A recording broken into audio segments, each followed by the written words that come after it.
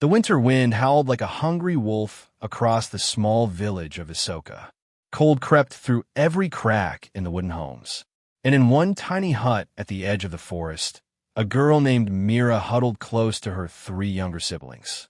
"Tell us a story," they begged, their hollow cheeks and big eyes showing just how hungry they truly were. Mira was only 12, but her eyes held the wisdom of someone much older. While other children played, she helped her mother gather roots and berries. When others slept, she mended clothes by moonlight. Her hands were rough, but her heart was kind.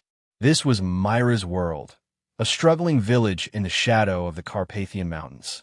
Once, Visoka had been known for its rich soil and plentiful harvests. But now, the 3rd year of terrible drought had brought the village to its knees. "There was once a girl who could speak to birds," Mira began, trying to distract her brothers and sister from their empty stomachs. The birds told her secrets of faraway lands. Outside, her parents whispered in worried voices. "There is nothing left, Tomas," her mother cried softly. "The children will not survive another week." Mira's father, once proud and strong, now looked broken. His shoulders slumped under a weight heavier than any load he had ever carried. "Lord Dragomir's men will pass through tomorrow," he said, his voice cracking. "They seek servants for the northern palace." "No," her mother gasped. "You cannot mean one sacrifice to save the others," her father said, tears streaming down his weathered face. "What choice do we have?" Mira pretended not to hear, but her heart pounded like a drum. She knew what they were discussing. In desperate times, families sometimes sold their children to wealthy nobles. It was a terrible choice that haunted parents for the rest of their lives. That night, Mira couldn't sleep. She looked at her siblings' faces in the moonlight and made a silent promise. Somehow, someday, she would make things right. The next morning, Lord Dragomir's caravan arrived. Merchants, guards, and fine horses filled the village square. The smell of fresh bread and roasted meat made everyone's stomachs growl. Dragomir himself, a massive man with cold eyes, sat high on a black horse. As he surveyed the village, he kicked a small boy who came too close, sending the child sprawling into the mud. Nobody dared protest. "We seek strong boys for the stables and pretty girls for the kitchens," his captain announced. "We offer fair payment." Mira watched in horror as Dragomir inspected a line of children. When one girl coughed, he ordered her removed. "Disease spreads," he said coldly. "Take her away." The girl was dragged screaming to a separate cart, one that Mira noticed held sickly-looking children. She overheard one guard whisper to another, "The mines will take this lot. Most won't last a month." Mira's father stepped forward, pulling her gently by the hand. She didn't resist. She understood what was happening. "My daughter," he said, voice trembling. "She is 12, healthy, and clever." Lord Dragomir barely looked at Mira. "We have many girls already. What else can you offer?" "Please," her father begged. "We need food. My other children are starving." The Lord's eyes narrowed. "1 sack of wheat. That is my offer. 1 sack of wheat. The price of a human life." Mira looked back at her mother, who stood frozen, clutching the younger children. Their eyes met across the village square, a look that contained 1,000 words, a lifetime of love, and a mountain of regret. As Mira was lifted onto a cart with other children from neighboring villages, she didn't cry. Instead, she watched her home disappear behind her, memorizing every tree, every hut, every face. She didn't know then that she would return. She couldn't imagine how or when. But deep inside, a fire had started burning, one that would not go out for many, many years. The journey north was a nightmare. Children who cried too loudly disappeared in the night. Those who couldn't keep up were left behind. Lord Dragomir rode at the front of the caravan, but each evening he would inspect the merchandise, as he called them. "This one has spirit," he said when he passed Mira, grabbing her chin roughly. "Break it, or she'll cause trouble." That night, Mira watched as a boy tried to escape. Guards caught him at the edge of camp. What Lord Dragomir did to him as punishment made the other children look away in horror. But Mira forced herself to watch. She would remember. She would survive. "Don't cry," whispered an older girl named Lena. The ones who cry are sent to the mines. Mira dried her tears and hardened her heart. She wouldn't just survive, she would find a way to thrive. Lord Dragomir's estate wasn't their final destination. Instead, they were taken to a busy trading post where merchants examined them like cattle at market. Too skinny, they said of some children.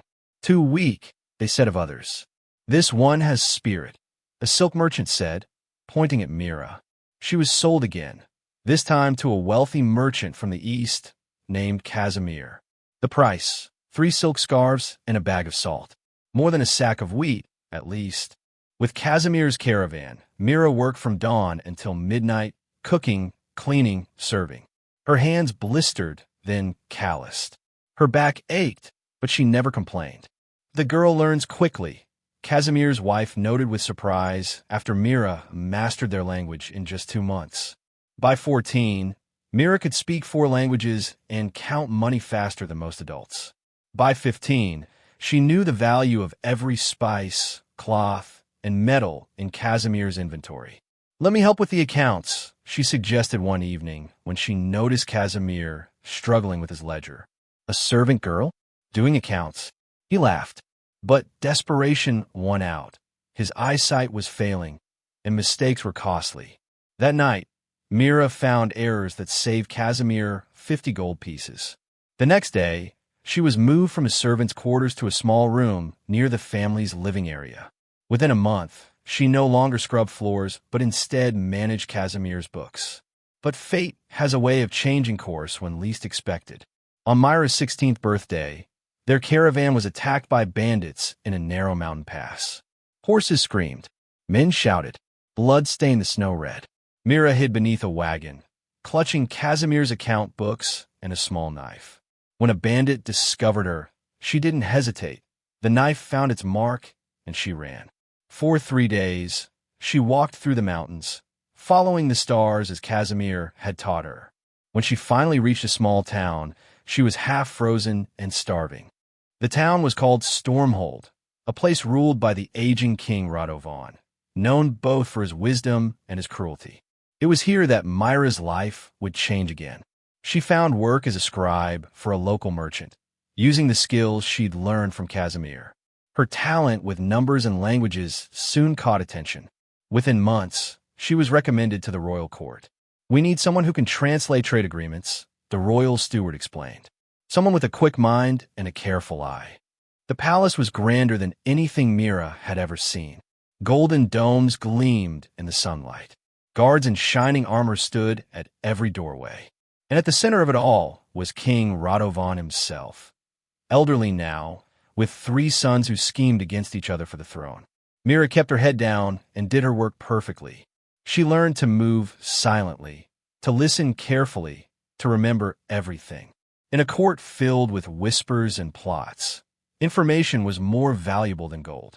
One night, working late in the library, she overheard 2 men plotting against the king. Without thinking, she grabbed a candle and stepped out from behind the bookshelf. "Who's there?" one man demanded, hand moving to his sword.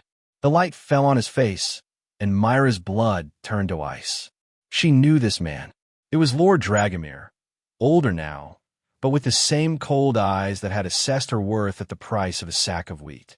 "Just a scribe, my lord," Mira said, lowering her eyes and bowing deeply. Her heart hammered in her chest, but her voice remained steady. Lord Dragomir narrowed his eyes. "You look familiar, girl." "Many faces in the palace, my lord," she murmured, backing away. "Stay where you are," he commanded. "Look at me." Mira raised her gaze, praying he wouldn't recognize the child he had bought years ago. After a long moment, he turned back to his companion. "It's nothing. Now, as I was saying, Prince Nicholas, the poison will work quickly. The king will be dead before the feast ends." She retreated, trembling, but not before hearing their complete plan. Dragomir and the king's eldest son, Prince Nicholas, were plotting to poison King Radovan at the upcoming harvest feast, just 3 days away. That night, Mira faced a terrible choice. Report what she'd heard and risk Lord Dragomir recognizing her, or stay silent and let the king die. By morning, she had made her decision. She requested a private audience with the king. Why should I listen to a foreign scribe? King Radovan demanded when she was brought before him. Because I can save your life, Mira replied simply. When she revealed the plot, the king's face darkened like a thundercloud. These are dangerous accusations. My own son and a powerful lord? What proof do you have? None, your majesty, Mira admitted. Only what I heard. But you can test my words easily enough. Rather than having her thrown in the dungeons, the king did something unexpected. He believed her. At the feast, servants were instructed to watch certain goblets carefully. The king pretended to drink, but didn't swallow. When Prince Nicholas raised his glass in a toast to a long life, the king stood suddenly. Guards, seize them both, he thundered, pointing at his son and Lord Dragomir. In the chaos that followed, Dragomir tried to escape. As soldiers cornered him, he drew his sword and killed 2 guards before being subdued. Traitors, the king roared. My own blood and a lord of my court. The wine was tested on a condemned prisoner. He died within minutes, writhing in agony. Prince Nicholas confessed under questioning, hoping for mercy. Lord Dragomir remained defiant.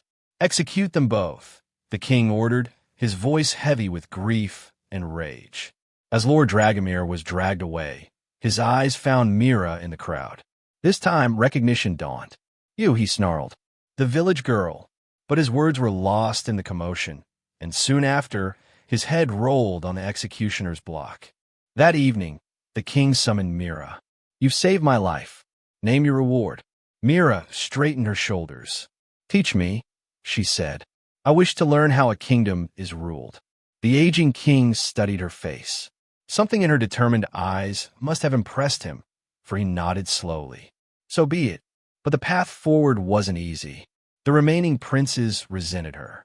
Court nobles whispered that she had invented the plot to gain favor. When Mira fell mysteriously ill weeks later, the royal physician found poison in her food. Someone wants you dead, the king told her as she recovered. You've made powerful enemies. Still, Mira persisted. She studied harder, worked longer hours, and proved her worth time and again. When bandits threatened the northern villages, her strategy helped defeat them. When drought struck the western provinces, her rationing plan saved thousands. When neighboring kingdoms threatened war, her diplomatic skills brought peace. She has the common touch, people said. She remembers what it's like to be hungry. By her 22nd birthday, Mira had earned her place as the king's most trusted advisor. Foreign ambassadors learned to respect the quiet woman who stood behind the throne. The common people spoke of her with admiration, for her policies always considered their welfare first. When King Radovan fell ill in her 24th year, he summoned her to his bedside. I am dying, he said bluntly, and I fear for my kingdom. Your remaining sons, Mira began, are not fit to rule, he interrupted. The younger drinks too much, and the middle one is cruel to the servants. I've seen how he treats those he considers beneath him. The king took her hand in his trembling one. I have made my decision. You will be named my successor. The nobles will never accept me, she protested. I am not of royal blood. They will when they see my royal seal, the king said. And the people already love you. 3 days later, King Radovan died peacefully in his sleep. When his will was read to the stunned court, chaos erupted. The youngest prince drew his sword. I'll not bow to a serving girl, he shouted. But the royal guard stood firmly with Mira, as did many nobles who had come to respect her wisdom. The middle prince, seeing which way the wind blew, quickly pledged loyalty. The youngest stormed out, vowing revenge. The coronation took place a week later. As the ancient crown was placed upon her head, Mira, now Queen Mira of Stormhold, made a silent vow. She would be a just ruler to her new kingdom, but there was still one more promise to keep, a promise made long ago in a starving village. As her first royal decree, she ordered maps brought to her chambers, detailed maps of all the lands to the south. Her counselors were puzzled when she spent hours searching for one tiny, seemingly insignificant village. But she found at last, Visoka, the place where she had once been sold for a sack of wheat. Prepare the royal caravan, she commanded. We travel south with the spring thaw. The youngest prince, gathering supporters in secret, learned of her plans. She goes to some backwater village, he told his conspirators. Perfect time to strike. As winter's grip finally loosened and the mountain passes cleared, Queen Mira led her procession south. 100 royal guards, 20 supply wagons, 5 royal counselors, and countless servants traveled with her. They were going to Visoka, and Mira was going home. The villagers of Visoka saw the dust cloud long before they could make out the royal banners. Children stopped their games. Women paused at washing tubs. Men dropped their tools. Never in living memory had such a procession approached their humble village. The queen herself, people whispered in disbelief as royal heralds announced her arrival. The village had changed little in the 12 years since Mira left. The same small huts clustered together. The same cracked earth that yielded poor harvests year after year. The same desperate look in people's eyes. Queen Mira, dressed in royal blue and silver, sat atop a white horse as her procession entered the village square. Her eyes took in everything, the patched roofs, the skinny livestock, the barefoot children.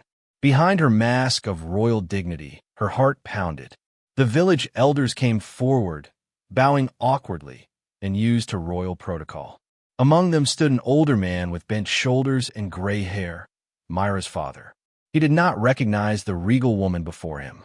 "We are honored by your presence, your majesty," the head elder stammered, "though we cannot imagine what brings you to our poor village." Mira dismounted. When she spoke, her voice carried across the square, reaching every ear. 12 years ago, a girl from this village was sold for a sack of wheat. A shocked silence fell. Many eyes turned toward Mira's father, who had gone pale. "That girl was taken far from home," Mira continued. "She served in great houses. She learned many languages. She saved a king's life. And now she returns, not to seek revenge, but to repay debts." She removed her crown and stepped forward. "Father," she said quietly, "do you recognize me now?" The old man's legs gave way. He would have fallen if not for the queen's quick hand steadying him. "Mira," he whispered, tears filling his eyes. "My Mira." Word spread through the crowd like wildfire. "It's Tomas's daughter, the one he sold. She's returned as our queen." Her mother pushed through the crowd, now an older woman with streaks of gray in her hair. Their embrace was 12 years in the making, fierce and tearful and healing. "My siblings?" Mira asked urgently. "Alive," her mother sobbed. "The wheat saved them. They're working in the fields." Queen Mira turned to address the gathered villagers. "I was sold so that others might live. It was a terrible choice made in desperate times. I do not come seeking punishment." She gestured to her royal procession. "I bring seeds that will grow in drought. Engineers who will build irrigation from the mountain streams. Teachers who will educate your children. Healers who will tend your sick." A ripple of disbelief and hope moved through the crowd. But the joyful reunion was cut short by the thunder of hooves. The youngest prince had followed her, leading 50 armed men. "Seize the false queen," he shouted, sword drawn. Chaos erupted in the village square. Royal guards formed a protective circle around Mira, but she stepped through them, facing the prince directly. "Is this how you honor your father's memory?" she asked calmly. "With treachery?" "My father was bewitched by you," the prince snarled. "A common girl has no right to the throne." "Yet here I stand," Mira replied, "crowned by your father's decree and supported by his people." The villagers, seeing their long-lost daughter threatened, took up farm tools and surrounded the royal guards. The prince looked around, realizing he was outnumbered. "Surrender now," Mira said, "and you may keep your life and lands, though never your title." For a tense moment, it seemed the prince would fight. Then, with a curse, he threw down his sword. His men, seeing their leader yield, did the same. "Take them back to Stormhold," Mira ordered her captain. "They will face justice there." That night, in the humble hut where she was born, Queen Mira sat with her family. Her siblings, now young adults, stared at her in wonder. The youngest had no memory of her, having been just a baby when she left. "I thought of you every day," her father confessed, unable to meet her eyes. The guilt nearly killed me. Mira took his weathered hands in hers. I forgave you long ago, she said gently. You did what you thought you must to save the others. But at such a cost, he whispered. Look at me now, Mira said. Would I be queen if I had stayed? Everything that happened led me here, to this moment, when I can truly help not just our family, but all of Ahsoka. Before leaving 3 days later, Queen Mira laid the foundation stone for a new school. She established a royal granary that would ensure no one would go hungry during future droughts. She appointed her brother as local governor, responsible for carrying out her reforms. As her caravan prepared to depart, villagers lined the road, throwing flower petals in her path. Children sang songs hastily composed in her honor. Old women blessed her name. Her mother pressed a small wooden bird into her hand, a carving Mira had made as a child. I kept it, her mother said, to remember you by. Mira closed her fingers around it, this small treasure from her past. I will return, she promised, not as a queen visiting subjects, but as a daughter coming home. As Queen Mira rode away from Ahsoka, she looked back once at the village of her birth. Already, royal engineers were surveying the land for irrigation channels. Teachers were gathering children for lessons. The royal physicians had set up a clinic in the village square. She had transformed a place of sorrow into one of hope. She had turned her greatest pain into her greatest purpose. The story of the girl sold for a sack of wheat spread throughout the kingdom and beyond. It became a tale told by parents to teach children about endurance, by teachers to inspire students to learn, by leaders to remember compassion. Queen Mira ruled for 40 years with wisdom and justice. Under her guidance, the kingdom flourished. But every spring, without fail, she would remove her crown, dress in simple clothes, and return to Ahsoka, not as a ruler, but as a daughter of the village. And in the square where she had once been sold, she built a monument, not to herself, but to all children who had suffered in times of famine. At its base, carved in stone, were words that would be remembered for generations. From the darkest beginning can come the brightest light. From the deepest wound can come the greatest healing. And from a single sack of wheat can grow a field of possibilities.